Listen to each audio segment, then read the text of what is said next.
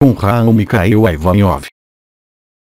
E bem, caros amigos, estou extremamente contente por reencontrá-los. Eu lhes transmito todas as minhas bênçãos. E como parece que eu falo muito, vou deixá-los falar e, depois, vou responder ao que vocês têm a perguntar-me. Então, creio que as estrelas terminaram suas intervenções concernentes ao que vocês vivem, agora, durante esse mês de maio. Vamos, é claro, falar de tudo isso, se efetivamente quiserem, ou por esclarecimentos, ou pelo prazer de interagirmos juntos. Questão: que são a luz branca, a luz azul e a luz dourada? A luz dourada é a luz do conhecimento. Isso, vocês sabem desde que Jofiel veio falar-lhes, há alguns anos. A luz dourada apresenta um perigo, porque é uma atração, frequentemente, que é voltada para o exterior, ou seja, uma sede de conhecimentos espirituais, uma sede de compreensão de mecanismos da vida aqui, nesta encarnação. Mas vocês sabem agora, pertinentemente, que as leis que prevalecem, nesta dimensão alterada, estritamente nada tem a ver com as leis da graça. As leis da graça, de fato, é apenas uma. É a lei da unidade onde tudo é graça, tudo é majestade. Os mecanismos das perguntas são unicamente ligados aos conhecimentos alterados, porque foram projetados ao exterior. Portanto, o ser humano, desde uma eternidade, busca, constrói sistemas para projetar-se, ainda mais, ao exterior. Então, o ego é efetivamente feito porque, quanto mais ele vive o que ele chama de conhecimentos, quanto mais ele vive iniciações, mais ele crê que se aproxima da luz. Mas, de fato, ele volta as costas a ela. A tal ponto que o arcanjo Jofiel explicou-lhes já tudo isso. O verdadeiro conhecimento é o conhecimento interior. Esse conhecimento interior é justamente o momento em que não há mais qualquer vontade de querer encontrar, no exterior de si, alguma coisa. Isso foi sempre dito. Quando os deuses e as deusas reuniram-se, disseram que esconderiam a divindade no interior do ser humano. Com isso, estariam seguros de que era o único lugar onde os humanos não a encontrariam. Isso dito, ela não foi feita para que seja encontrada. Foi feita, sobretudo, de maneira a que o isolamento, o confinamento, não fosse jamais definitivo. Sem isso, vocês teriam podido continuar a girar e, todos juntos, teríamos continuado a girar, pela eternidade, na ilusão. Portanto, a luz dourada é o momento, se querem, em definitivo, em que vocês param uma busca exterior, porque vocês compreendem e aceitam que estritamente nada há a encontrar no exterior de si. É uma ilusão do ego. Isso é a primeira coisa. A luz azul é a luz que restabelece os éteres, ou seja, que restabelece uma solução de continuidade entre o lugar ilusório, onde está sua consciência, e a eternidade da consciência. É o manto azul de Maria, é o manto azul de Buda, é a consciência que vem de Sírius, é essa vibração que prepara o retorno da luz branca e que começou a manifestar-se, como Sri Aurobindo anunciou, há quase 2 anos, no final do ano de 2009, não é? Em seguida, na sequência do gancho da luz, que restabelece a comunhão dos éteres, a fusão dos éteres, pode precipitar-se, nesta ilusão, a luz branca. A luz branca que é a verdade da luz. Aí está o que eu posso dizer. Mas são mecanismos vibratórios, antes de tudo. São trabalhos que se estabeleceram sucessivamente. Jofiel havia falado deles.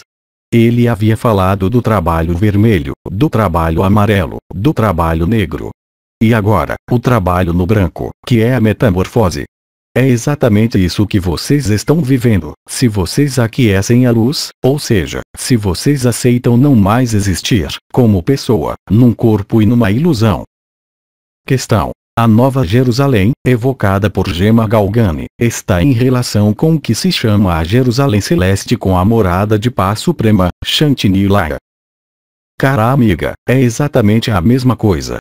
Houve, no final dos casamentos celestes, durante o verão de 2009 inverno no hemisfério sul, a Jerusalém Celeste que se impactou no Sol, tendo permitido uma primeira aproximação do estado interdimensional das embarcações de Maria e de nossas embarcações, desta vez, mais próximas de vocês. Era a Jerusalém Celeste. A Jerusalém Celeste Yerushalayim é uma embarcação de luz que tem vindo já, a cada 50.000 anos, trazer a luz.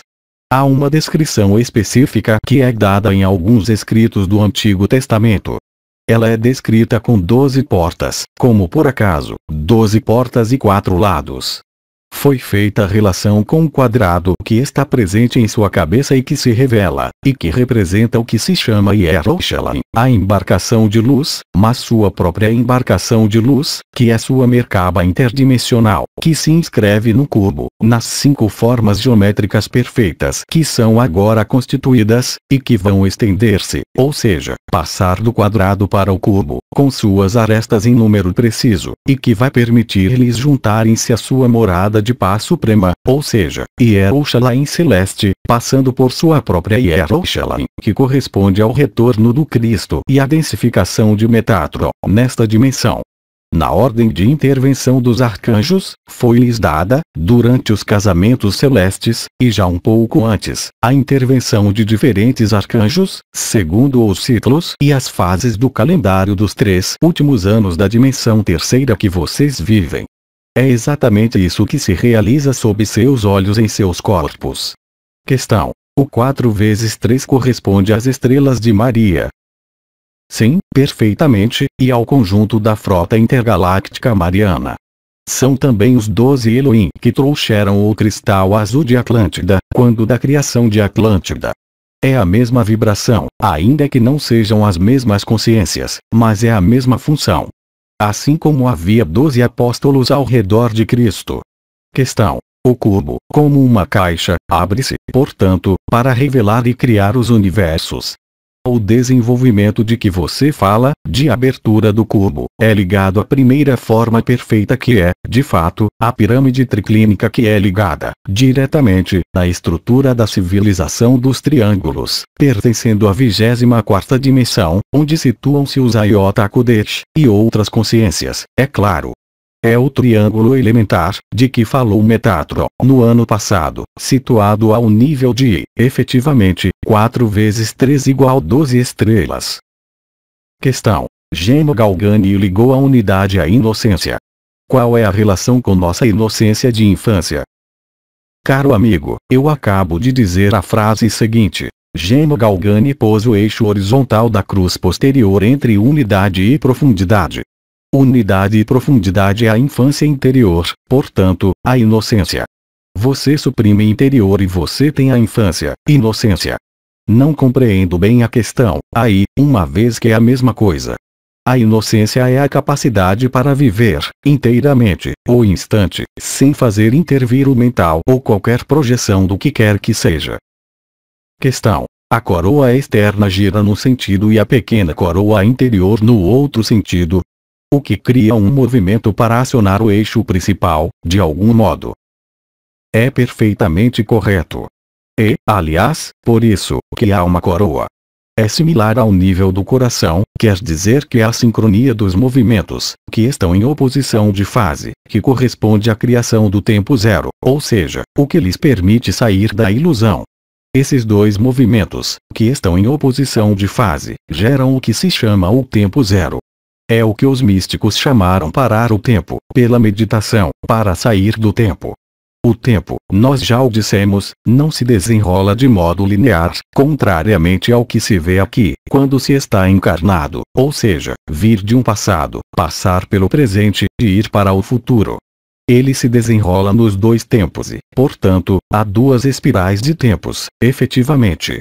Portanto, há dois movimentos diferentes que podem ser, e que são, geralmente, percebidos em oposição. É o que gera a estabilidade, uma vez que o sentido horário e o sentido anti-horário é apenas uma convenção. Vocês sabem, por exemplo, que, quando há sifões que se produzem, conforme vocês estejam no Polo Norte ou no Polo Sul, o sentido de rotação não é o mesmo. Num caso, é horário, no outro, é anti-horário. Será que isso quer dizer que há um que é bem e mal? Não. É simplesmente a associação dos dois que cria a unidade. É muito conhecido, eu creio, na física, isso. É o que se chama, também, mesmo ao nível do átomo, o movimento de spin-rotação. Questão: É normal sentir a projeção da coroa interior ao nível do sacro exclusivamente. Pode. A partir do momento em que começa a haver despertar e fusão das três lareiras, é claro que os são correspondentes aos outros. Essa imagem de um holograma é o que foi chamado, desde todos os tempos, mesmo se falsificada, a triunidade.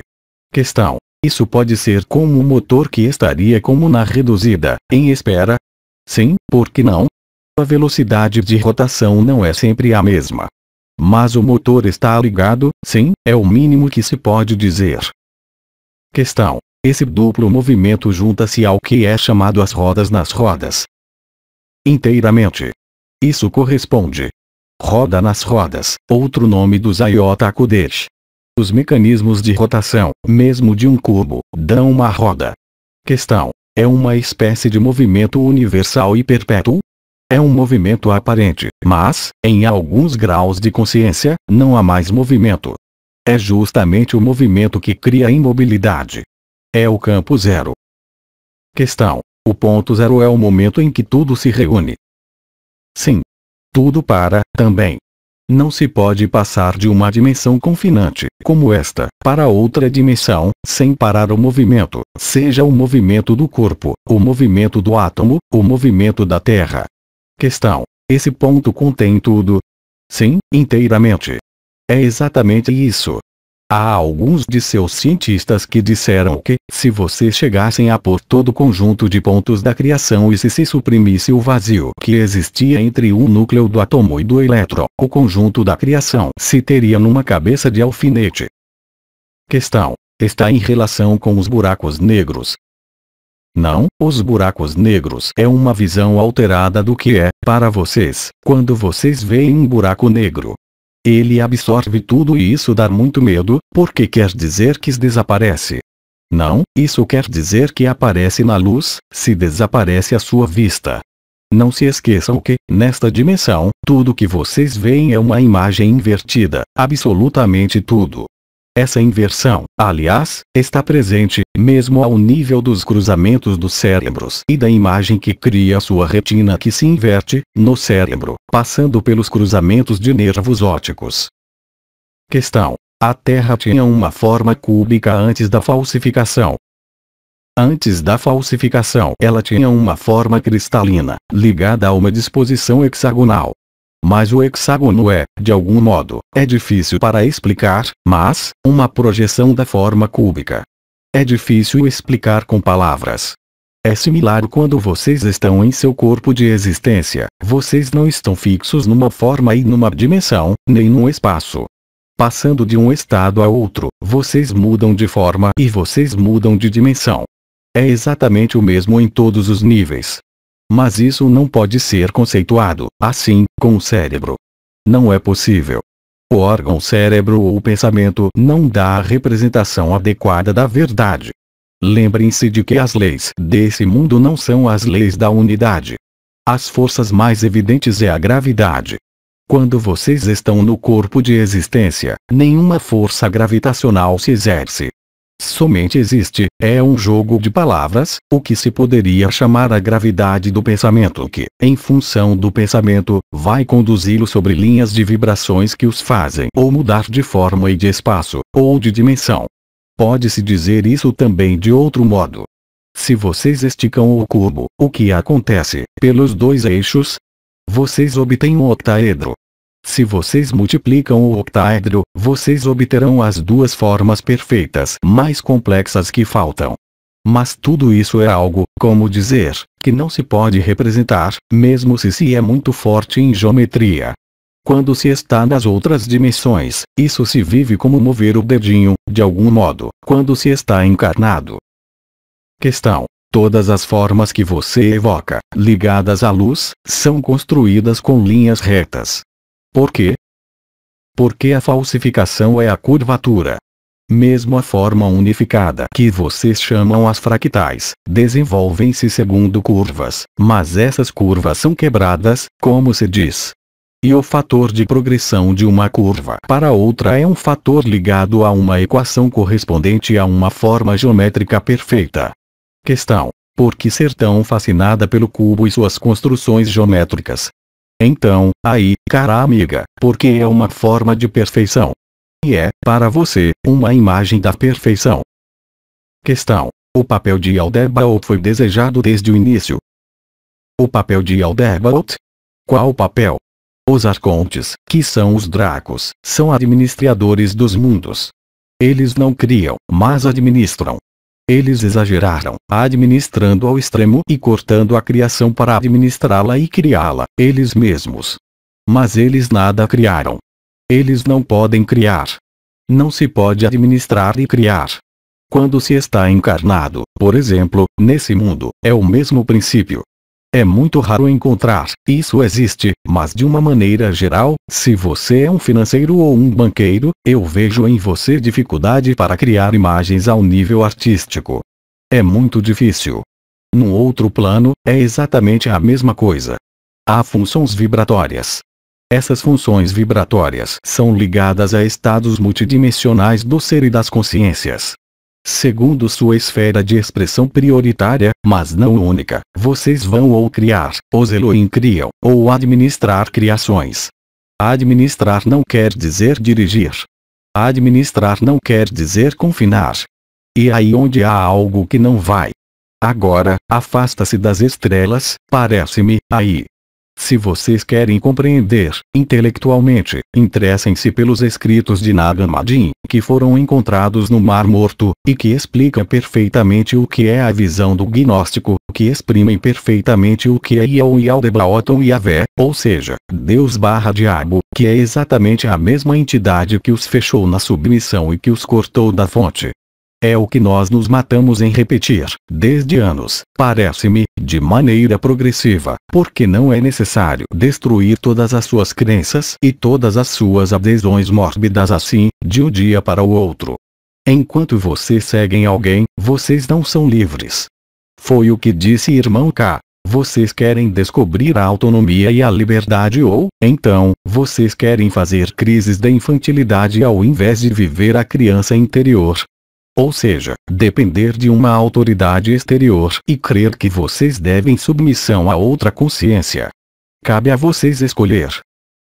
Questão. Se somos todos criadores, na unidade, por que fazer a diferença entre entidades criadoras e entidades administradoras? Não há diferença.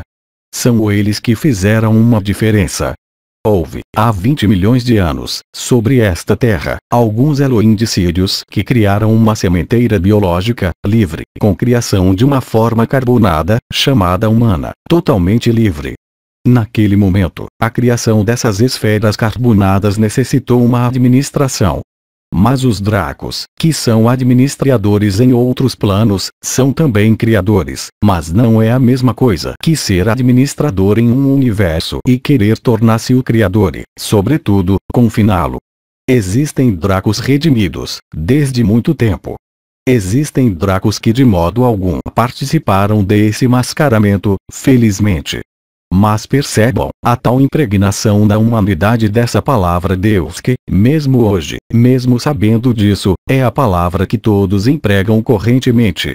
É o peso da crença que tem uma marca, de algum modo, mas que não é absolutamente uma marca da criação. Questão. O que é um draco redimido?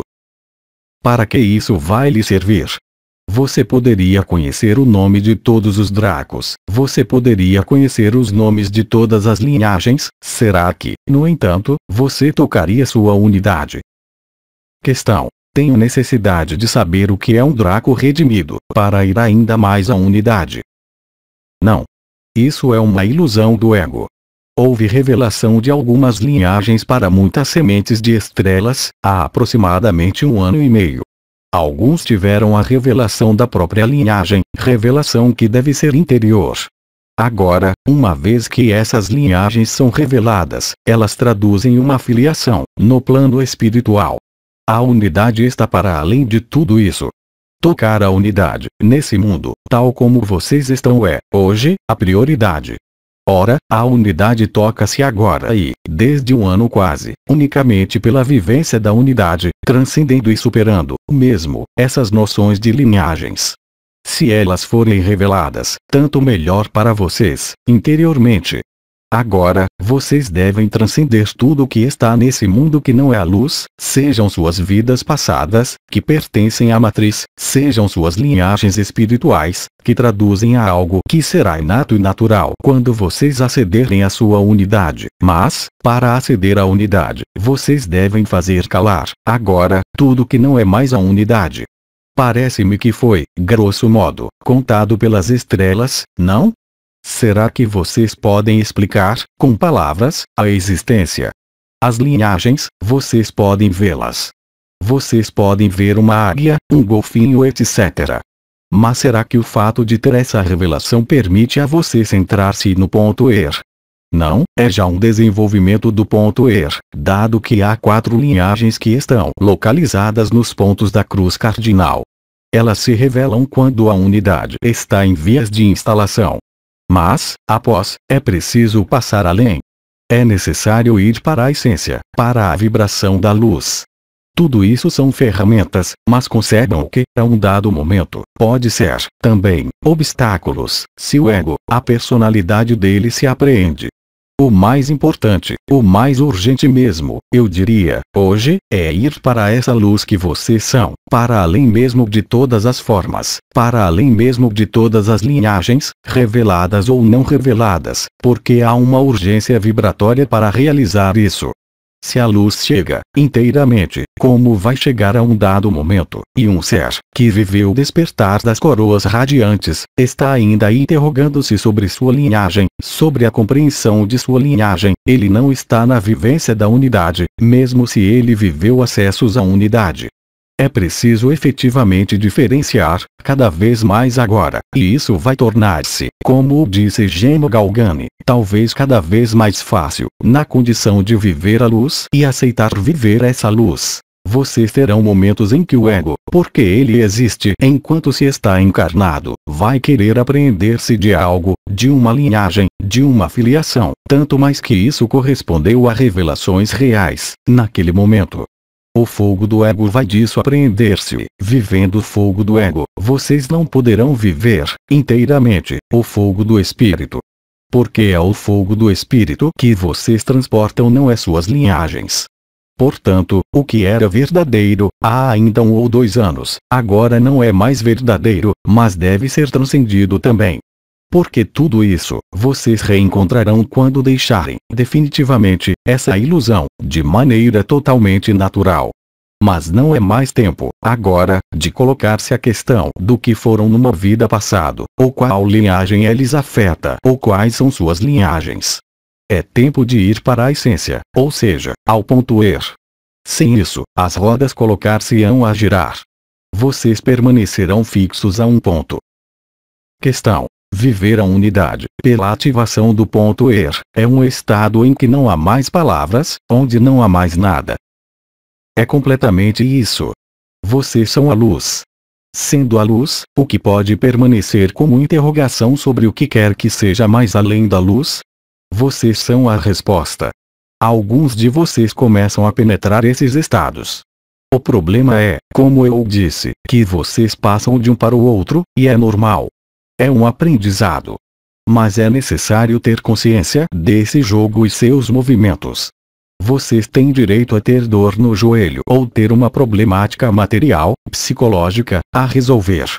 Mas, quando isso toca aos domínios espirituais, e as vibrações que vocês vivem, isso foi dito, vivam as vibrações. Sejam a luz. Na luz, não há mais qualquer palavra. É a felicidade. Vocês são a luz.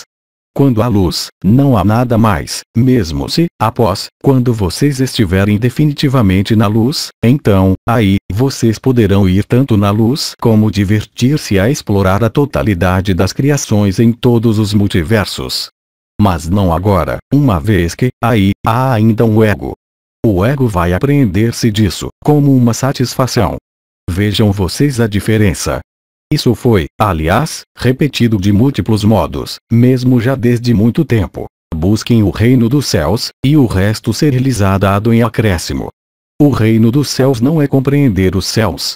Vocês não têm qualquer meio, com o cérebro, com a limitação que existe na dualidade, de compreender os céus. Buscar os céus é simplesmente viver a unidade e a luz. Todo o resto não tem mais qualquer espécie de importância, sobretudo no período agora. Isso teria sido em minha vida ou há ainda alguns anos. Isso teria sido diferente. Lembrem-se, sugiram-se a vocês mesmos que, assim que haja, assim, algo que emerja, que concirna ao espiritual, não é porque o ego disso já se apreendeu.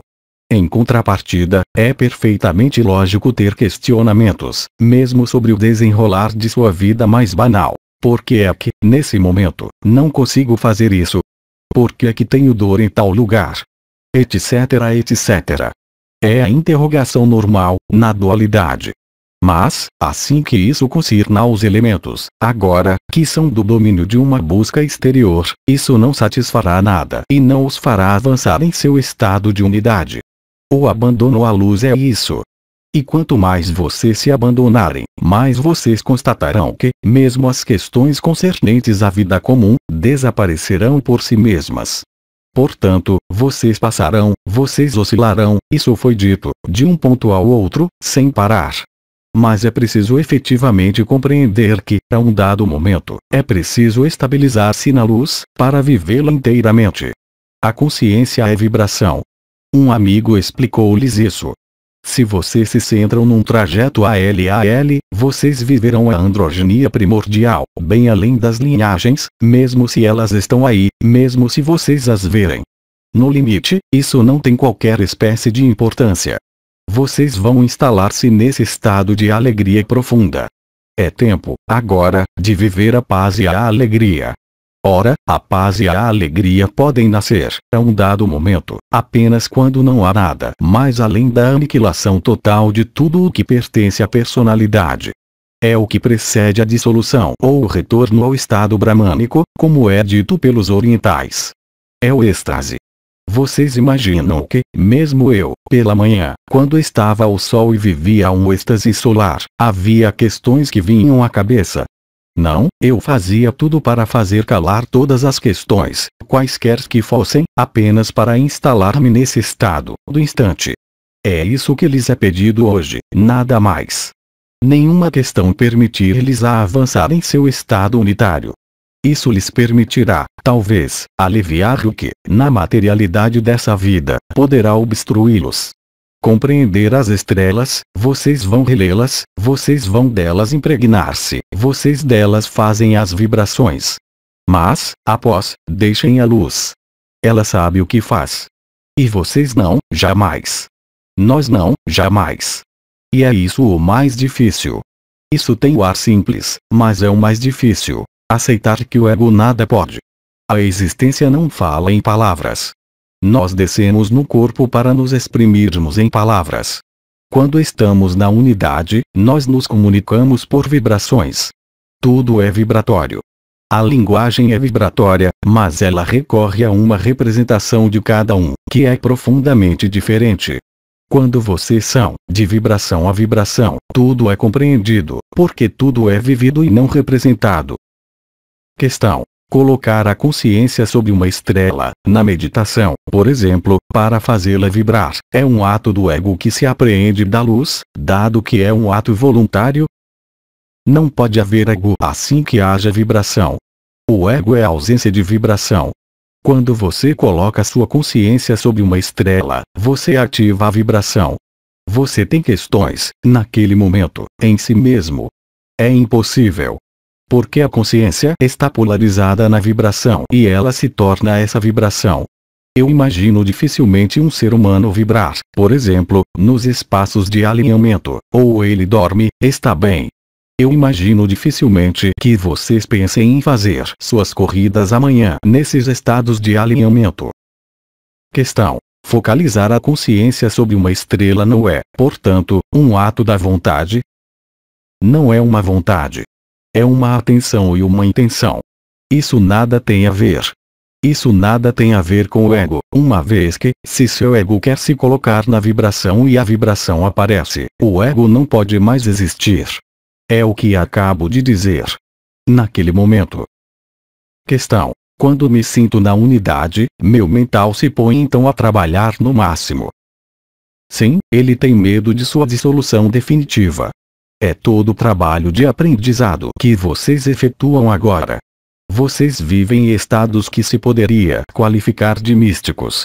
Vocês vivem, realmente, estados de dissolução ou de fogo do espírito. Naqueles momentos, o ego vai dizer estou aqui. É a personalidade que, efetivamente, tem medo de desaparecer. Mas é o aprendizado que vocês efetuam, de maneira acelerada, nesse momento. É normal, de algum modo. Virá um momento em que você viverá isso e em que você estará imerso nesse estado sem qualquer vestígio de atividade, nem mental, nem emocional, nem de pensamentos. Questão: quando o mental toma a retransmissão, isso descentra, aparentemente do coração? É o objetivo do mental, sim. Questão: que fazer nesse caso? Colocar-se na luz, não prestar atenção aos disparates que são contados. Já, você faz a diferença entre um momento em que você está na unidade e um momento em que é o ego. É já enorme. Agora, discriminar permite saber e decidir para o que você dá atenção e intenção. Questão: que seria mais eficaz para convencer o ego a não mais ter medo? Você não pode convencer o ego, cara amiga. Assim que você se dirige ao seu ego, você o reforça. Assim que você lhe dá sua atenção, ele vai tomar a dianteira. Os estados vibratórios estão aí, como eu disse anteriormente, justamente para permitir-lhes diferenciar os dois estados. Quando vocês conseguem passar, totalmente, na vibração, inteiramente, quase inteiramente, vocês se aperceberão que, durante o tempo em que vocês a vivem, que será cada vez mais longo, vocês não poderão mais ser perturbados pelo ego. Questão: apegar-se à vibração faz desaparecer os apegos. Inteiramente. Mas, depois, vocês deverão desapegar-se da vibração, mas, isso é uma outra história. É o desapego final. É o momento em que a consciência para, inteiramente, nesse mundo. Não temos mais perguntas. Agradecemos. Mensagem atemporal.